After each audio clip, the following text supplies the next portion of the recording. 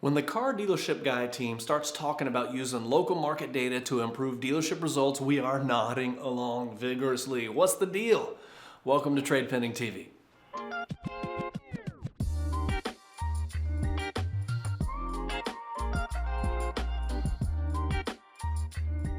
The Car Dealership Guy Market Pulse newsletter recently led with how zip code specific strategies are shaping dealership results. Well, the gist is that dealerships should be using data from the local market to adjust their inventory sourcing and used car pricing strategies. The reason?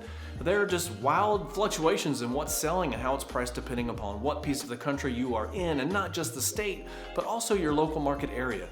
And this is probably common sense and probably how 99% of dealerships operate today. But the hidden dilemma here is that many of the tools sitting on your website, the ones that help people get a trade-in value or a payment estimate, which frequently has a trade associated with it, are not using your local market data. In fact, you probably have no idea what data they are using because they don't share how they arrive at those trade-in numbers.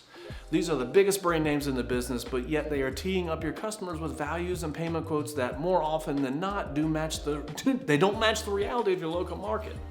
When your customer gets a number from the most trusted brand that isn't reality, they still trust the trusted brand, but now they don't trust you.